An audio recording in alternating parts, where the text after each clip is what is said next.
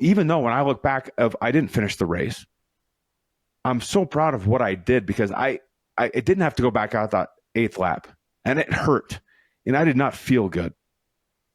But I decided to go anyway, and that was one of the biggest growth moments for me.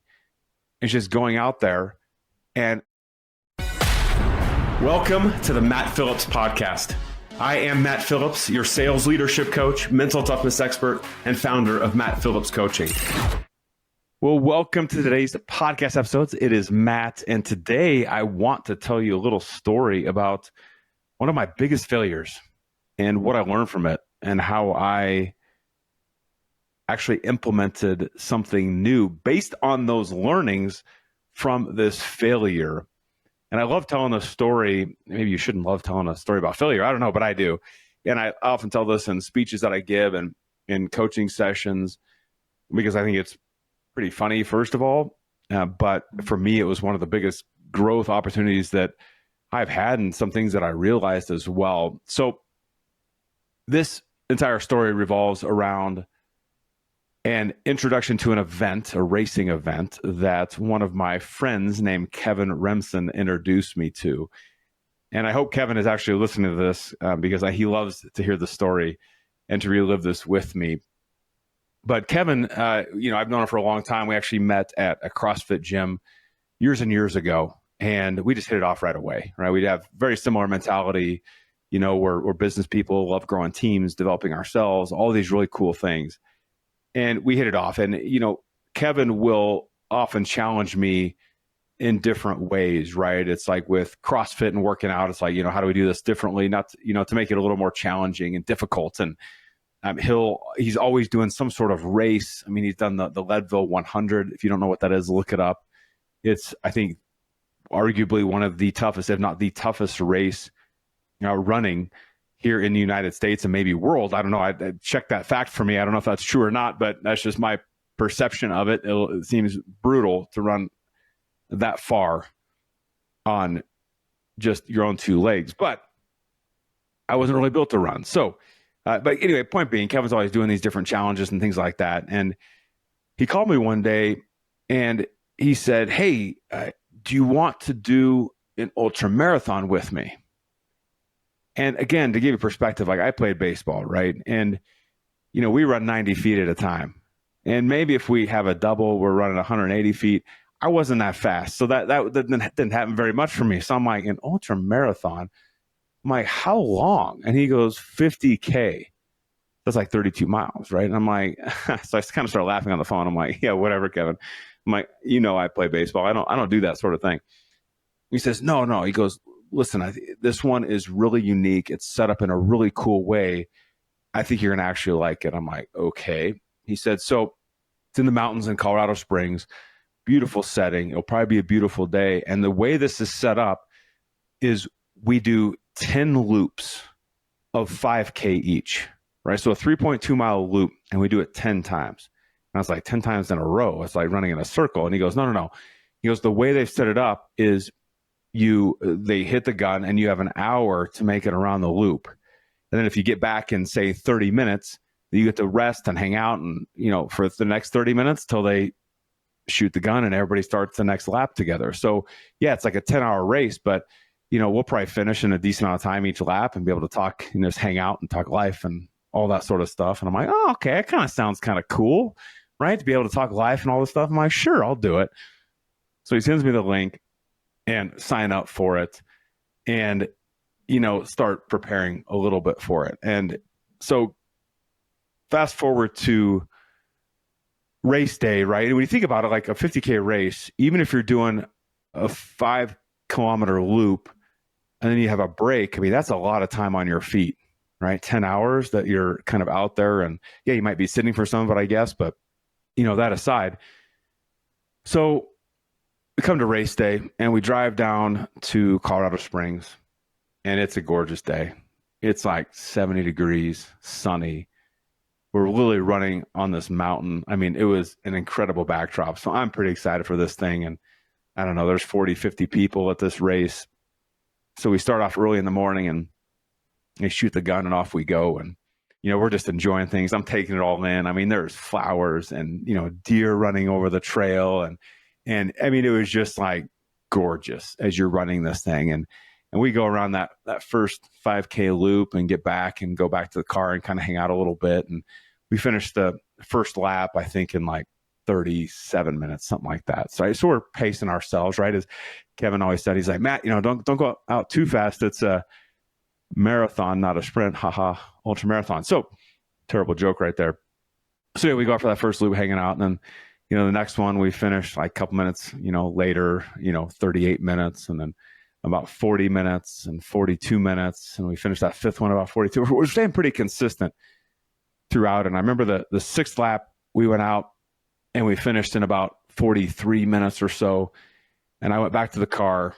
And if I could show you the picture, you would laugh. Because if you can picture me laying on the ground, basically collapsed on my back because my hips were killing me. They were on fire. They were like, what, yelling at me, screaming at me, like, what are you doing? Like, come on, can we take a break? This is ridiculous. You keep going around and around, and we're not ready for this. Like, my hips hurt. And I'm just lying there trying to recover, do all these things. And mind you, we still have 4 laps to go. And so it's time to go up to the line again. And I roll over and stand up and go up to the line. They shoot the gun and off we go again. And so I start running and jogging. Well, at one point I'm going so slow that Kevin is so far ahead of me, I can't see him anymore. And you're on a mountain trail. So like there's twists and turns everywhere. So I can't see him anymore. I'm by myself. And I was about a quarter into that loop when I experienced the greatest pain I've ever experienced in my right hip. And I'll never forget it. It was to the point where like I had to turn my right foot like in, like almost like sideways and walk because it hurt so bad to keep my foot straight out. I mean, at this point, I was not running. I was walking. There was probably every 10 to 15 steps, I was having to go down to my knees. I was, having to sit down, but I kept moving. And here's how, I don't know, ill-prepared I was for this. Kevin and I were planning on running the whole thing together, and he had the watch. Like, I didn't have a watch. I didn't have a phone. I didn't have a watch. I had nothing. So I had no idea what time it was. Because here's the deal. I didn't tell you this, but that 60-minute time limit, you have to get around the loop each time, right, for the 10 rounds. Well, if you miss the cutoff of 60 minutes, you're done. Your day is done. They pull you off the course. Like, it's over. So you got to make it back in 60 minutes. And at this point, I have no idea what time it is. I just know that everyone has passed me, and I'm on the course by myself, and there is no one to help. And so I keep walking, keep moving.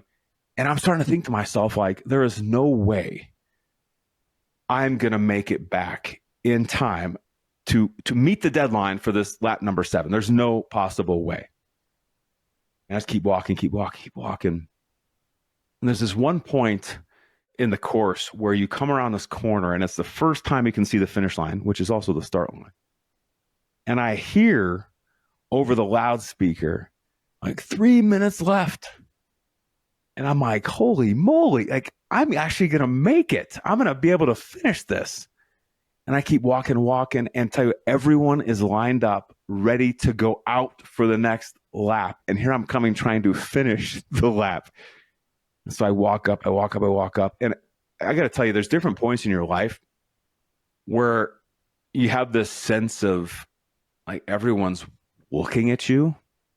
And for me, I started to feel this embarrassment kind of rise up inside me, because literally everyone's ready to start the next lap, and I'm limping along with my right foot pointed in just to try to alleviate pain. And I was like, oh my gosh, they're looking at me and they're judging me and doing all these things. And as I get closer, they're encouraging me. This crowd starts like encouraging me, wanting me to do good, and they'll start cheering for me to like get across the finish line and hit the deadline. I was so blown away by that when I look back at that race, one of the key things I learned is like we assume that people have some judgment about us. And in that moment of me like walking up to that line and them cheering for me to get across the line and meet the deadline, I was like, wow, like these strangers I don't even know actually care about me. Well, I limp across the line. I have about a minute. I beat it by about a minute. And I go off to the side, and this race director comes up to me. She's like, "Are you okay? What's going on?" And I'm like, "My hips." That was the first thing I said to her. I'm like, "My hips, my hips." It was like rigor mortis. They were like so tight. I could barely like move. And she goes, "Do you want ice? We've got a trainer. Like, what do you want to do?"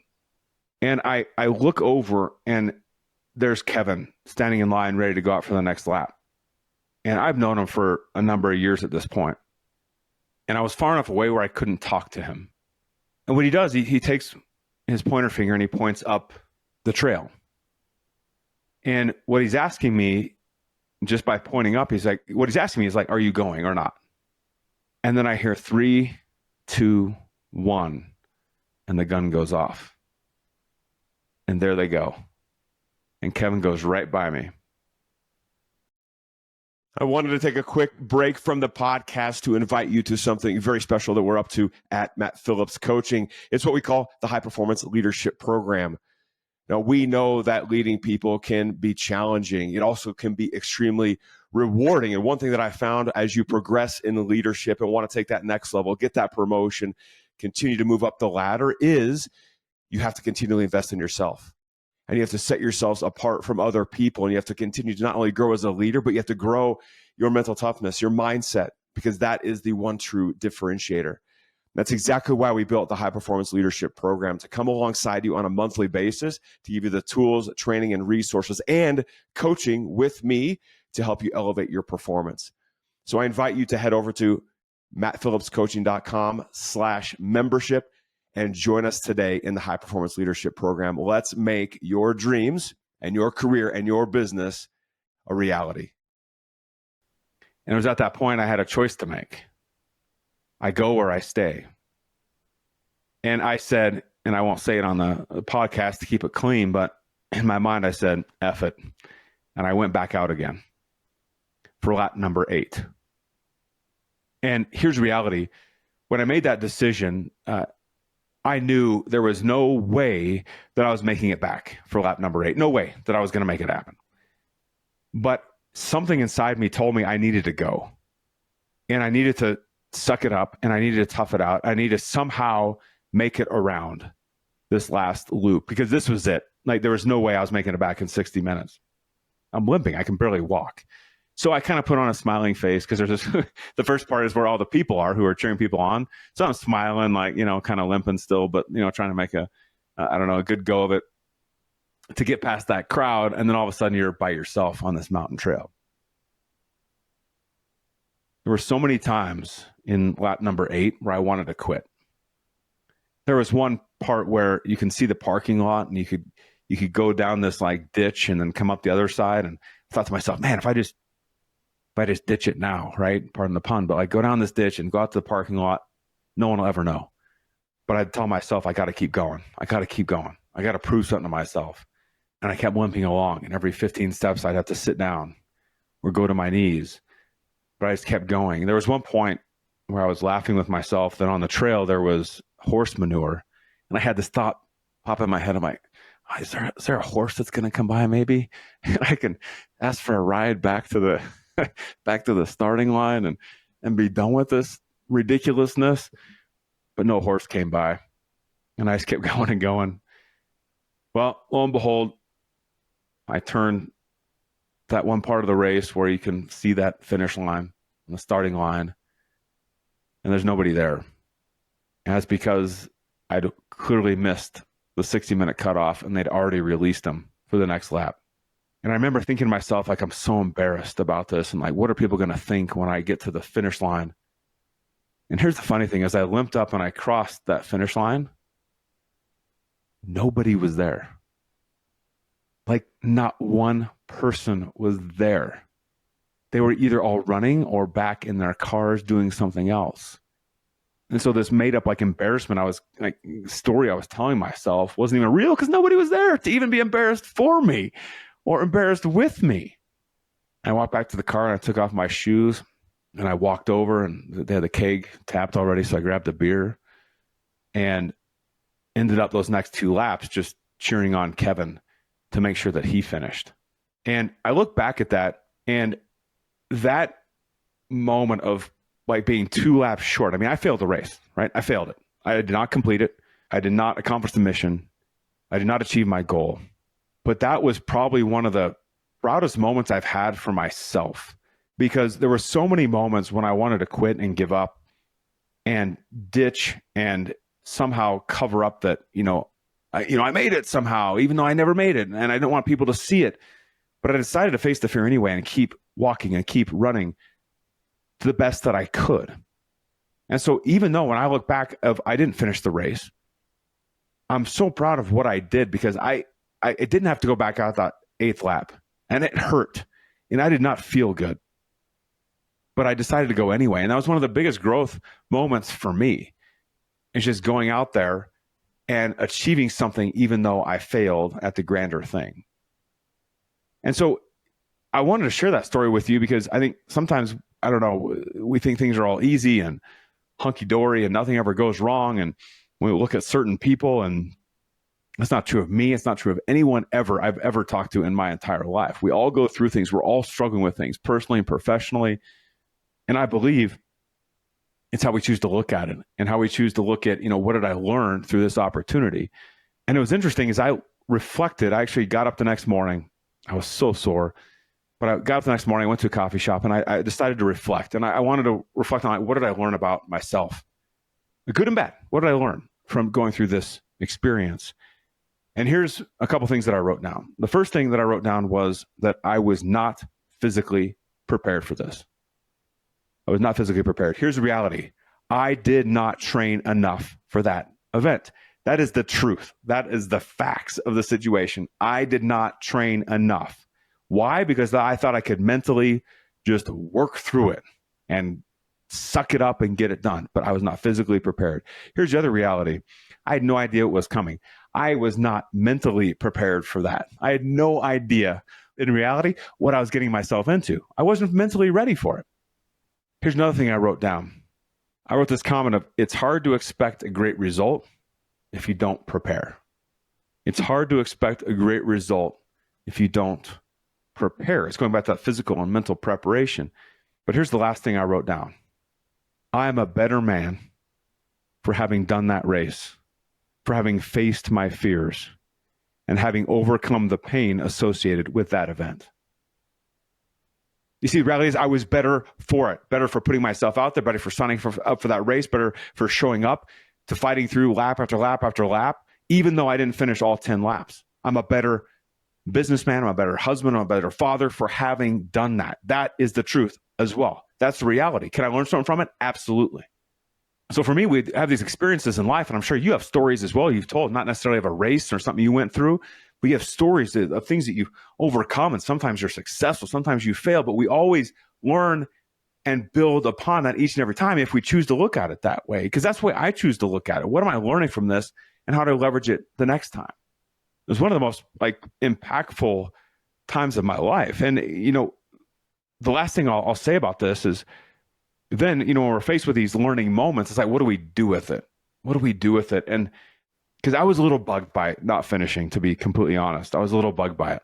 I don't know if that's ego speaking or whatever, and I took the lessons from it that I should, but Kevin and I were talking later on, probably a month later, and he said, hey, by the way, they're doing a half marathon at that same mountain, same trail. Do you want to do it? And my response was, oh yeah, I'm doing that. Because I knew I had to go back and conquer the mountain, if you will, right? I had to show up, and even though it was a different race, and instead of really being over a marathon, it was a half marathon, but I knew I needed to go back and prove to myself that I learned something from it. And so I signed up for that half marathon, and I trained for it. And I ran a lot, and I thought about what it was like. I remembered back what it was like running on that trail, and I had these elevation kind of ups and downs along the way, and I mentally prepared myself for that. And then Kevin and I went to that race. We drove down to Colorado Springs again. We got out. We started this race, and I had an extra gear that day. And I ran at a constant pace. I got behind some amazing people who helped me foster that pace. And I absolutely crushed that half marathon to the point when I got done and I got that beer, I was like, man, this is awesome. And I got to go up and get that kind of little award thing for finishing the race that I now still have actually hung on my wall over here because it's something I'm so proud of. I learned, I went back, I did it again. And I'm so proud of that moment of going back and absolutely crushing that half marathon. And so again, it's using what we learn, right? That sometimes failure turn into great stories of triumph. And again, even though it wasn't the same race, I was able to overcome these things that were bugging me, and going through it just made me a better person. And so I want you to keep that in mind too for yourself of like, again, back to these things you've overcome and triumphs and failures and all these things that you've learned along the way. We should be looking at these positively, in my opinion, right? Of again, failures. They were there for a reason, to teach us something. And I bet you've taken some of your failures and I bet you've leveraged them to make you better. And I want to encourage you to do that and to talk about failures because it's not a bad thing. I find that story kind of funny. And I guess somebody could look at me and be like, oh, it's ridiculous, Matt. Like, you didn't finish the race. Well, yeah, I didn't finish the race. I don't know. Okay. I don't know what you want. I don't know what I say to that. I didn't finish the race, but I learned something from it. And you have that same power within you, right? You have that those same stories that I have that you've been able to leverage and can impact people's lives. So tell your story about the success and the failures that you've overcome. So impactful for others. So that's the story I wanted to tell you today, and just, I don't know, give you a glimpse into the race that I ran that I thought I was going to finish, but never finished. And I'm telling you right now, people always ask me, oh, are you going to go back and do the 50K race, the ultra marathon again? And I'm like, no, I'm good.